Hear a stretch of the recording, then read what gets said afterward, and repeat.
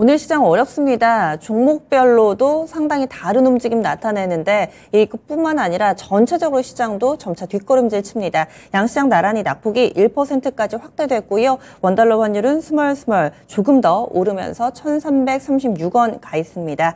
외국인 결국에는 현선물 나란히 매도하네요. 장 초반에 약간 사나 싶었는데요. 지금 선물 시장에서도 공격적인 매도가 나타나고 있습니다.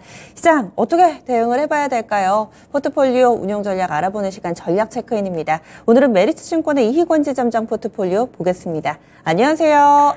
네, 안녕하세요. 네, FOMC 결과 나왔습니다. 그 전에도 그다지 좋지 않았는데 확인하고 나니까 더 안 좋은 양상입니다. 전체적으로 시장 분위기부터 봐주세요. 네, 참 힘들고 지겨운 시장이 계속 이어지고 있습니다.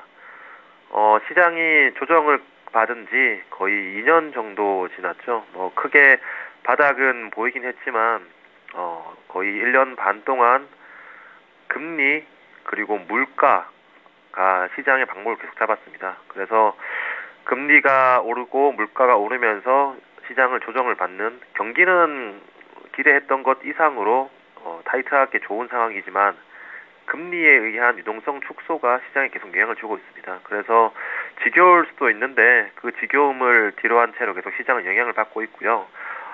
시장은 언제 금리가 피크를 치냐에 대해서 기대하고 있었지만 이번에도 FOMC 이후에 내년도 기준금리의 점도표는 상향되는 모습을 보여주었습니다. 6월 달에 내년의 기준금리의 점도표 상단은 4.6% 수준이었습니다. 하지만 이번 FOMC 이후에 9월 달에는 4.6%에서 4.1%까지 중립금리가 상향 조정되었는데요. 이는 그 시장이 생각하는 최종 금리의 상향이었고요. 이번 9월 달에 FOMC의 기준금리가 동결되긴 했지만 이 시장 참여자들은 유가 상승에 대한 물가 압력을 굉장히 부담스럽게 생각하고 있습니다. 때문에 우리가 기대했던 건 작년에 경기가 안 좋았고, 그리고 그 유동성을 계속 축소하는 가운데 결국 유동성을 축소하던 것을 멈추면 다시 한 번 더 유동성 장세와 실적 장세를 기대했는데 역실적 장세에서 유동성 장세로 넘어갈 듯 말 듯한 그런 흐름을 계속 보이고 있고요.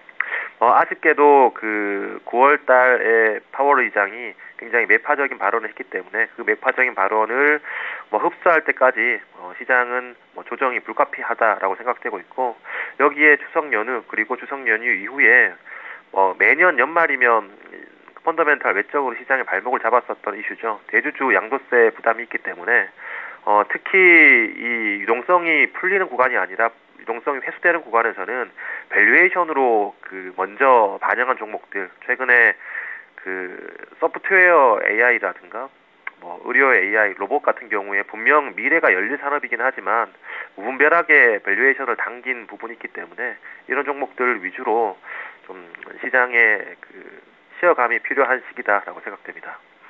그러면 현재 포트폴리오는 8대2, 주식 비중 80%로 구성이 되어 있는데요. 운영 전략에 있어서 변화가 있으신가요? 네, 8대2에서 주식 75, 현금 25로 바뀌었고요. 세부 내용은 한 종목을 편출했고 기존 종목들에 대해서 비중을 확대했습니다. 변화가 그럼 좀 있으셨네요. 저희 종목 보면서 어떻게 좀 변화가 있었는지 보겠습니다. 먼저 기존의 포트폴리오는 총 5종목으로 구성이 되어 있었죠. 특히나 SK그룹주들이 상당히 많은 비중을 차지하고 있는 포트였습니다. SK이노베이션과 SKC가 각각 20%, 그리고 SK하이닉스 15%, 오스코텍 10%, 메리츠금융지주 15%의 비중으로 포트 구성이 되어 있었습니다. 그러면 이 가운데서 어떤 종목을 매도하신 건가요? 네, SK이노베이션을 편출시켰는데요. 먼저 편출 이유는 두 가지입니다. 대규모 유상증자를 단행했죠. 그리고 그 유상증자가 원활하게 진행되지 않았습니다. SK그룹이라는 대기업이 1조 이상의 유상증자를 했다는 것도 부담스러운 사실이지만 그 유상증자가 원활하게 이 자금 조달이 원활치 못한 모습 또한 시장에 실망감을 주고 있습니다. 여기에 결국 그 SK이노베이션의 핵심 사업부죠. SK온이 턴어라운드가 실시된다면, 흑자 전환이 눈에 보인다면 펀더멘털적으로 충분히 더 가져가 볼 수 있겠지만, 지금 유상증자도 시장이 부담이 되는 가운데 SK온의 턴어라운드가 계속 지연되고 있습니다. 때문에 지금 SK그룹주뿐만 아니라 2차 전지 종목들에 대해서 내년 바이든 그리고 트럼프에 대한 그 리스크가 점점 올라오고 있기 때문에 일단 SK이노베이션에 대해서 편출 가져가고요. 다만 계속 SK온의 가동률 그리고 분기별 실적은 체크하면서 분기 흑자 전환 턴어라운드가 가시화된다면 다시 포트폴리오에 편입시킬 예정입니다. 네, 지금 유중에 대한 부담감 SK온도 불확실성으로 작용을 하면서 일단은 좀 아쉽게 마무리가 됐습니다. 그러면은 나머지 종목군들은 각각 비중이 어떻게 좀 되는 건가요? 네, 나머지 종목들은 비중을 5%포인트씩 증가시켰고요. 지금 시장에서 조정받는 이유가 네. 섹터 또는 종목에 의한 조정이다라고 보고 있지는 않습니다. 때문에 매크로에 의한 저는 이 유동성의 바람의 방향으로 보고 있거든요. 유동성이 시장에 들어올 때는 사실 당장의 실적보다는 미래의 밸류에이션을 당겨 쓰는 현상이 발생되고, 유동성이 빠져나갈 때는 그 밸류에이션이 할인이 되기 때문에 실적과 현금이 중요한 상황이죠. 때문에 지금 다른 종목, 제가 보유하고 있는 종목들이 매크로 환경에 의해서 유동성의 영향으로 빠지고 있긴 하지만, 다시 한 번 더 시장의 방향이 바뀔 때, 매크로의 유동성이 들어올 때 소외될 종목이다라고 생각하고 있지 않습니다. 그리고 여러 차례 체크를 통해서 지금은 가격이 조정을 받았지만 결국 싼 가격에 매수할 시기라고 생각됐기 때문에 한 종목을 편출하고 오히려 나머지 종목들의 비중은 늘렸고요. 시장의 트렌드가 꺾였다라고 보고 있지 않습니다. 때문에 시장의 일시적인 조정 이후에 분명 싼 구간이 지나가는 종목들이다라고 보고 있습니다. 가장 궁금했던 종목이 SKC입니다. 그동안에는 다소 좀 부진한 모습, 그리고 가장 기대를 걸었던 부분이 글라스 기판 쪽이었는데 기사도 별로 안 나오고 시장에 관심이 없나 싶었어요. 그런데 이번 주에 인텔이 이 글라스 기판과 관련해서 로드맵을 발표를 하면서 국내에도 관련주들 좀 봐야 되지 않을까 싶었는데 이때도 SKC가 크게 부각받지를 못했습니다. 이런 흐름은 어떻게 봐야 될까요? 아무래도 유동성에 대한 부담이 크다라고 보고 있고요. 결국 이 글라스 기판에 대해서 작은 종목들은 그 기대감만으로 올라갈 수 있습니다. 하지만 SKC는 그 기대감이 아니라 실제로 사업적으로 보여주어야지 그 주가가 될 거라 보여주고 있고요. 하지만 의미 있는 부분은 이런 트렌드 유행이 아니라 실제로 회사가 진행하고 있는 사업 부분입니다. 9월 11일 정도였죠. 반도체 패키징 스타트업 칩플랫에 투자를 했고 지분을 인수했습니다. 칩플랫은 21년도에 AMD에서 분사한 반도체 기판 설계 업체인데요. 이번에 그 칩플랫 인수로 그 기판 회로에 대해서 설계 기술을 강화하게 되었습니다. 이는 결국 그 기판, 글라스 기판이 이 플라스틱 기판이 아니라 유리 기판으로 만들겠다라는 거죠. 설계 기술을 강화함으로써 이 글라스 기판에 대해서 조금 더 역량을 집중하는 모습이고, 결국 성공시키겠다라는 대기업의 의지가 돋보이는 구간입니다. 이번에 칩플랫 인수 외에도 동사 같은 경우에는 어플라이 머티리얼즈나 소재 업체, 일본의 소재 업체들 그리고 기판 업체들 계속 투자를 하고 있는데요. 회사가 큰 그림을 보면 기존의 화학 업체들 같은 경우에는 매각을 하고 있죠. 그리고 반도체 후공정 업체들에 대해서는 인수를 하고 있습니다. 그리고 글라스 기판에 대해서는 계속 역량을 강화시키고 증설 계획을 발표하고 있죠.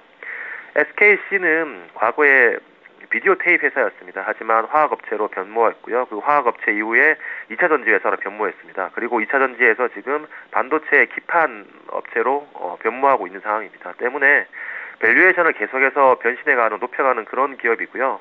결국 저는 글라스 기판이 성공한다면 이 제품이 성공할지 안 할지보다, 만약에 이 제품이 성공한다면 그 주역은 가장 빨리 투자를 했던 SK그룹의 SKC다라고 보고 있고요. 이러면 내년 중순에, 24년 중순에는 양산에 들어갈 것으로 보고 있습니다. 일부 실험실 내에서는 아직 스케일업 하기 전에는 수율을 잡았다라는 것을 어느 정도 탐방을 통해서 확인을 했고요. 때문에 분명 지금은 재미가 없지만 싸게 모아 나가야 될 향후의 트렌드를 대비하기에는 적절한 시기다라고 생각합니다. 지금 시간 관계상 나머지 종목군 가운데서 코멘트 해주실 만한 내용이 있다면 간략하게만 알려주세요. 메리츠 금융지주도 더 지분을 더 확대했는데요. 이는 연말 배당주 랠리가 시작되었고요. 그리고 연초에 시작되었던 자사주 매입을 매일 30억씩 하고 있는데 그 자사주 매입이 거의 끝나갈 것으로 보여집니다. 그럼 다음 자사주 매각을 할 가능성이 높은데 이미 회사가 이야기한 3년 주주 친화 정책의 이제 시작 단계이기 때문에 더욱더 강화된 주주 친화 정책 그리고 시장에서 이 신뢰를 줄 만한 트렌드다라고 보여집니다. 알겠습니다. 그리고 앞서서 이 SK이노베이션 팔아서 20% 남았는데요. 나머지 4종목을 각각 5%씩 늘리시는 거세요. 지금 제가 받은 바로는 SKC는 비중 확대가 없었는데 그게 맞나요? 맞습니다. 20%, 하이닉스 20%, 메리츠 금융지주 20%, 오스코텍 15%입니다. 이렇게 하니까 현금 비중이 5% 정도 더 늘어나게 되네요. 알겠습니다. 고맙습니다. 감사합니다. 예. 그러면 포트폴리오 좀 변화가 있었습니다. 보시죠. SK이노베이션 매도 처리가 됐고요. 그리고 SKC는 그대로 가져갑니다. SK하이닉스, 오스코텍, 메리츠 금융지주 각각 5%포인트 비중을 늘리면서 SK하이닉스가 20%, 메리츠 금융지주도 20%, 오스코텍 15%의 비중으로 구성이 됐습니다. 현금 비중은 25%로 늘어났습니다. 이렇게 해서 메리츠증권의 이익원 지점장 포트폴리오까지 알아봤습니다. 다양한 투자 판단에 대한 도움 말씀드렸고요. 종목은 상승 하락을 보장하지는 않습니다. 알고 맞는 매도, 아프기는 매한가지입니다. 오늘장 FOMC의 그 결과에 우리 증시가 다소 좀 어려움을 겪고 있는데요. 남은 시장 조금 현명하고 또 지혜로운 대응 전략 필요해 보입니다. 지금까지 함께해 주신 여러분 고맙습니다.